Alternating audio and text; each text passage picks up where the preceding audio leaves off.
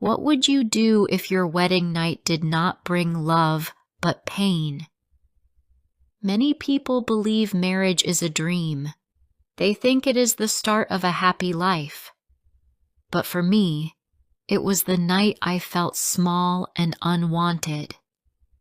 My name is Laura. I am 26 years old. I live in Austin, Texas. I grew up in a simple house with my parents. We did not have much money, but our home was warm and full of care. All my life, I thought marriage would be the day I would smile the most. I thought my wedding night would be full of love, but I was wrong. I want to ask you something before I go on. If this story touches your heart, please subscribe, share it, and leave a comment where you are listening from. Your support means a lot to me. Now let's continue. When my parents told me about the man I would marry, I did not know what to say. His name was Ethan. He was the son of a man my father worked with many years ago.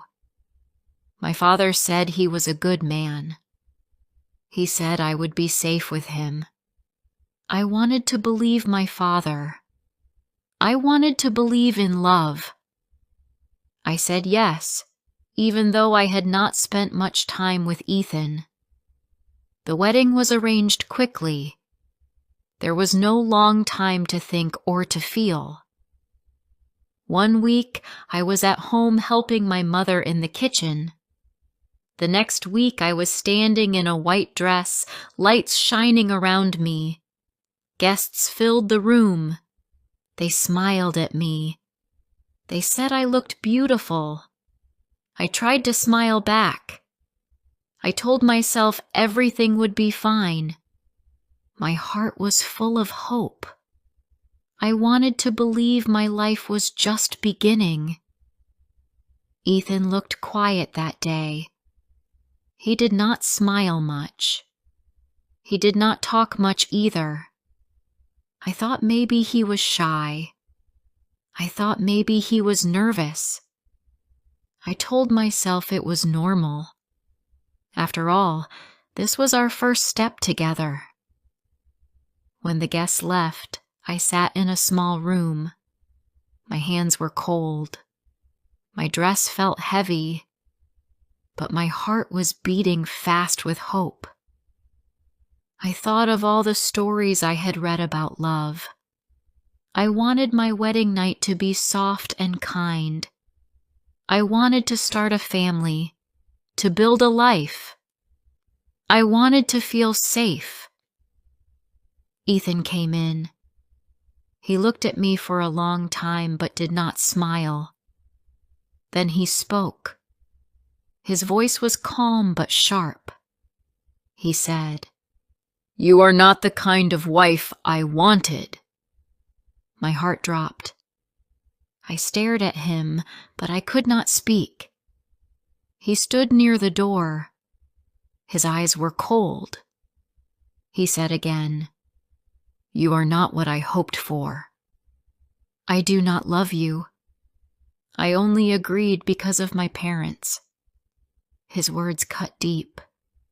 They were like a heavy stone inside me. I sat still, my dress wrapped around me like a trap. I wanted to cry, but no tears came. That night, I felt like a stranger in my own body. I thought of all the days I dreamed about love. I thought of how quickly they broke. I was not ready for this pain. He did not touch me with care. He did not speak with kindness. He walked out of the room and left me alone. I sat in silence until the morning. Light came through the window. The next day, Ethan told me to leave. His words were short. "Go back to your parents. Do not speak about this. Tell no one. Say you were not ready." My hands shook as I packed my bag. My dress was still on the chair. I could not look at it. I walked out of that house, my dreams falling behind me with every step. When I reached my parents' home, my mother held me. She asked me what had happened. My father stood in silence, waiting for me to speak. But I could not. The words would not come. I sat on the floor and cried into my hands. I felt like my life was over before it even started. People in our area began to talk. They said I was proud. They said I did not respect my husband. They said I had walked out on him. The lies spread fast. I wanted to scream and tell the truth, but I stayed quiet. I felt too weak. I thought no one would believe me. Days passed like shadows. I stayed in my room. I did not eat much. I did not speak much. I only lay on my bed and stared at the ceiling. My mother brought me food, but I barely touched it. My father looked at me with worry, but he did not know how to help. I felt broken. I felt empty. The weeks turned into months. The pain did not go away. It grew heavier inside me. Every time I heard people whisper outside our house, my heart sank lower. I thought maybe they were right. Maybe I was not good enough. Maybe I did not deserve love. The shame wrapped around me like chains. But one day, something was different. My mother sat by my bed and spoke gently. She said, "Laura, you are still young. You have a whole life ahead of you. You cannot stay in this dark place forever." Her words were soft but strong. They made me think. For the first time in months, I looked out of the window. The sun was shining and children were playing on the street. I asked myself, can I still have a life? Can I still have a future? I started to take small steps. First, I walked outside for a few minutes. The air felt fresh on my face. Then I helped my mother in the kitchen. I cut vegetables. I baked bread. I tried to feel normal again. It was hard, but I tried. One afternoon, my father told me about an evening class at the community center. He said I could learn new skills there. At first, I wanted to say no. I felt shy. I did not want people to look at me. But then I thought, maybe this is a chance. Maybe this is a small step toward a new beginning. I said yes. That evening, I walked to the center. The sun was low and the sky was turning orange. My heart beat fast as I stepped inside. I did not know what I would find. I only knew I had to try. The room was simple with white walls and wooden chairs. A few people were already there. Some were older, some younger. A woman with short hair stood at the front and smiled at me. "Welcome," she said. "You can sit anywhere." I chose a seat near the back. My hands shook a little, but I stayed. The teacher explained that it was a class to learn new skills. People came to improve their reading, their writing, and even their speaking in public. At first, I felt shy. I wanted to hide. But slowly, I listened. The voices in the room were calm. No one looked at me in a harsh way. For the first time in months, I did not feel judged. Week after week, I came back. I sat quietly most of the time. I listened more than I spoke, but I started to see the same faces again and again. One man often sat 2 seats away from me. He had brown hair and soft eyes. He was not loud. He did not try to show off. He simply paid attention and helped others when they asked. One evening, the teacher asked us to pair up for a small task. I felt nervous. I thought no one would want to sit with me. But then the man turned to me and said, "Would you like to work together?" His voice was gentle. I agreed. His name was David. He told me he worked part-time at a local shop. He said he also gave some of his time at a shelter in the city. I listened as he spoke. His words were simple, but they carried kindness. He did not ask me about my life. He only spoke about the task and smiled when I tried to answer. I went home that night thinking about his voice. It did not make me feel small. It made me feel safe. I had not felt that way in a long time. The next week, he greeted me again. "Good to see you," he said softly. I was surprised. I was used to people whispering behind my back, saying unkind things. But he looked at me like I was a person, not a story. We worked together again. He did not rush me. He waited when I needed time. His patience was new to me. I liked it. At home, the gossip was still there. People still talked about me. They said I had left my husband because I thought I was better than him. They said I had embarrassed my parents. Sometimes I cried in my room after hearing those words. But then I remembered the calm space of the evening class. I remembered David's kind eyes.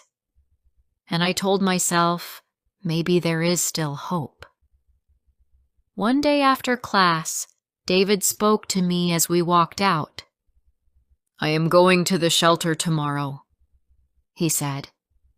"We help families who have no homes. If you want, you can come. They always need more hands." I looked at him in silence. My heart beat fast again, but in a different way. I was scared to go, but I also wanted to try. I whispered, "Maybe I can come." He smiled. "Good. We start in the morning." That night, I could not sleep. I thought about the shelter. I thought about the people I might see.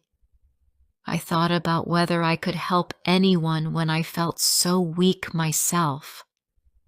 But in the morning, I got up and dressed.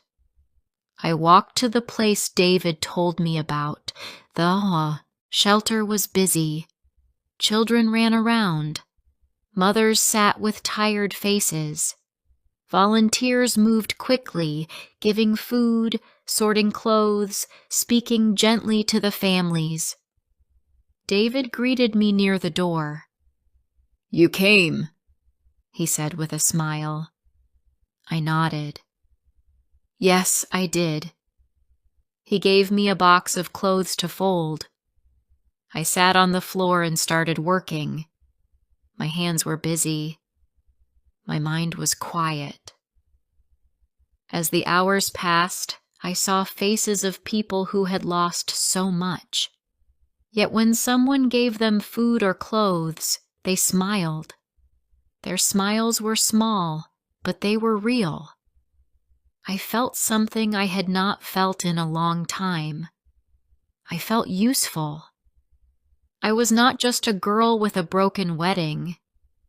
I was a woman helping others.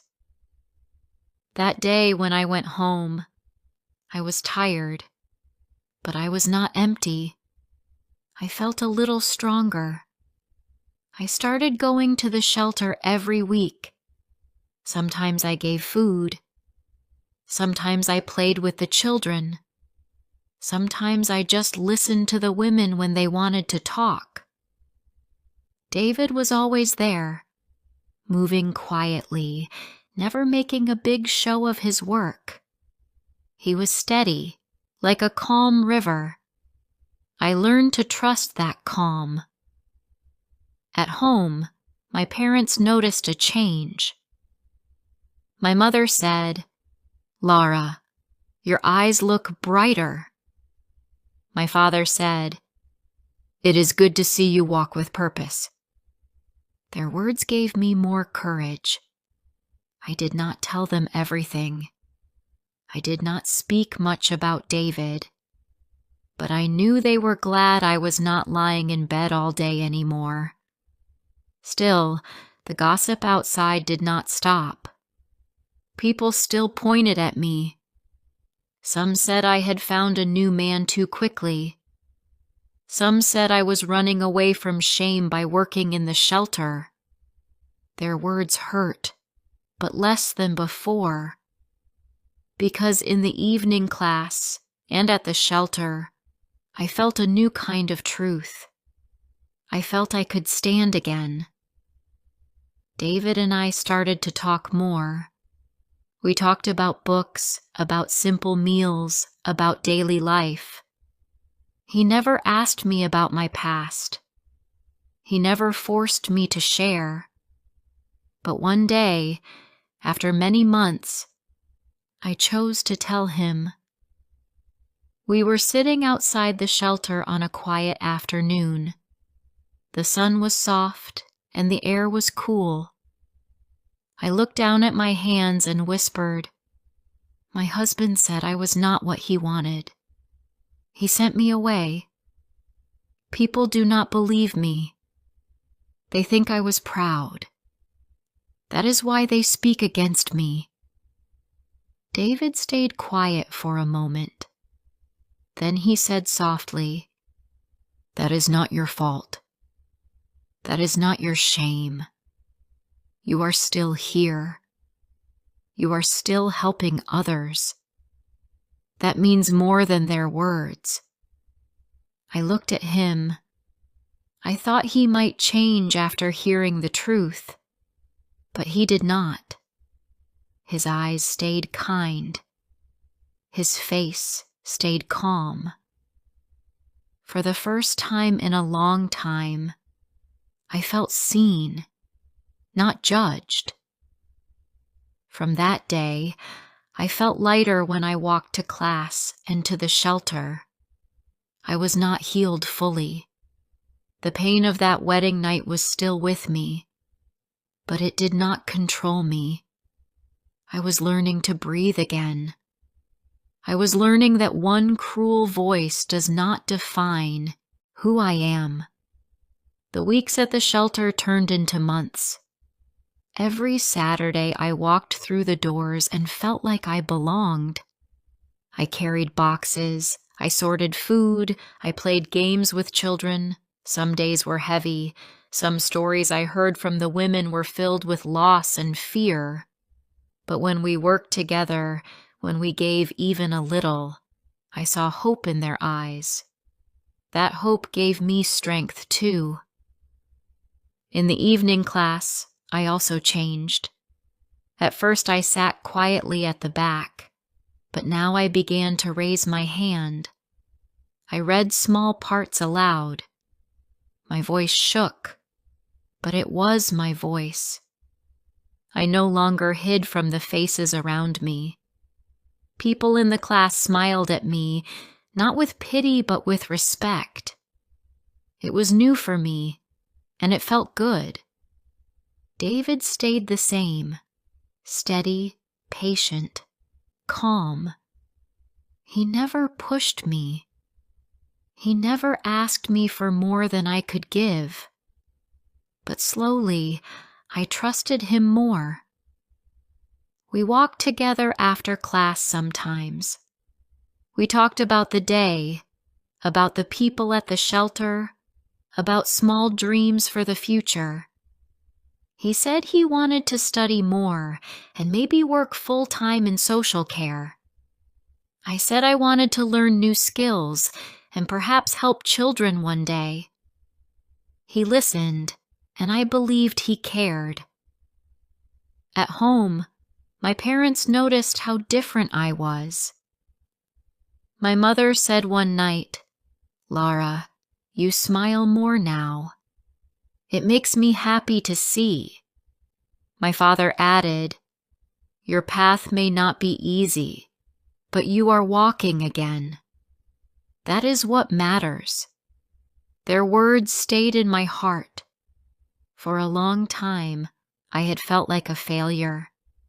Now I began to see I was not broken. I was still alive, still learning, still moving. But outside, the gossip never fully stopped. Some neighbors still whispered that I had ruined my marriage myself. They said I was too proud, too soft, or too weak. At first, those words cut me deeply, but now I could walk past them.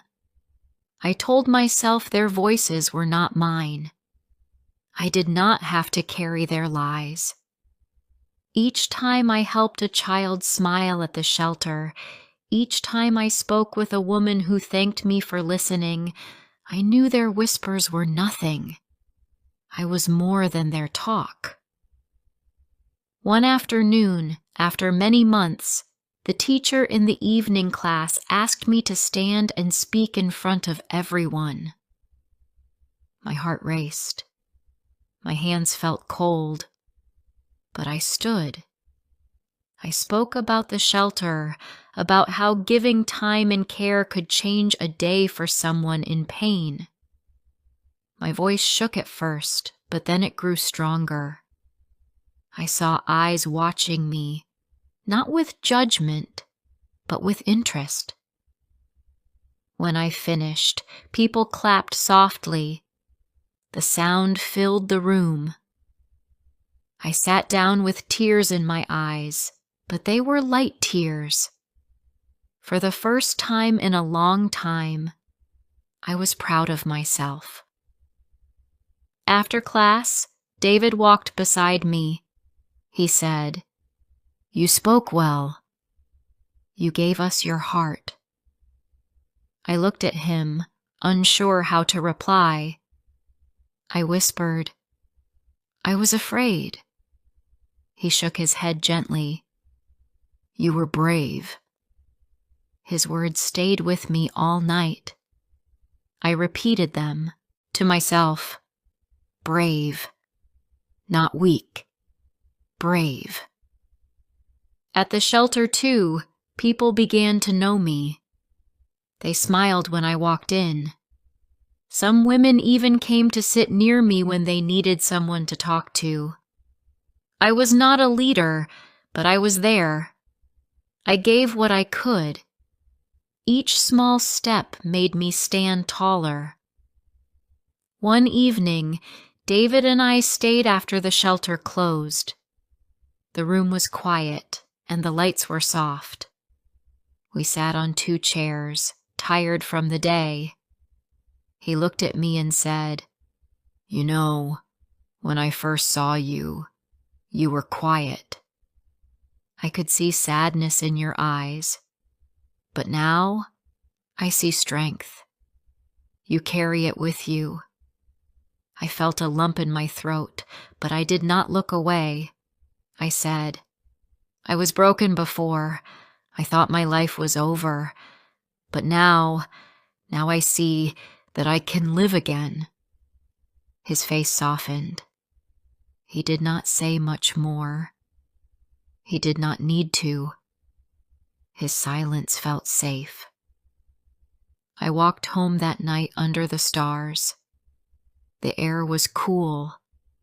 I thought of my past, of that wedding night, of the cruel words I had carried for so long.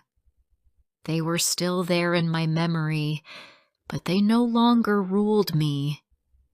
I was not that girl in the heavy white dress anymore. I was a woman who had stood again. The months kept passing. I grew closer to my parents. I grew closer to myself. And yes, I grew closer to David too. But it was not like the stories I had once dreamed. It was not fast or loud. It was quiet, steady, and real. He never promised me a future. He never asked me for love. But his presence was enough. It showed me what respect looked like. It showed me what kindness felt like. And for now, that was all I needed. Sometimes I asked myself if we would be more one day. Maybe not. But I no longer lived in fear of tomorrow. I no longer saw myself only through the pain of the past. I saw myself as a person who could give, who could stand, who could hope. One evening, as the sun set over Austin, I sat on the porch of my parents' house. My mother brought me tea. My father sat quietly near us. I looked at them and felt grateful. They had carried me when I could not walk. Now, I was learning to carry myself. I smiled softly and whispered, "I will be okay." And for the first time, I truly believed it. That is where my story ends for now. Not with a wedding, not with bright lights, not with a fairy tale, but with a steady step into life again. I found pain. I faced shame. But I also found a way to rise. I learned that one cruel voice cannot decide my worth. And maybe, just maybe, love in its true form waits for me still.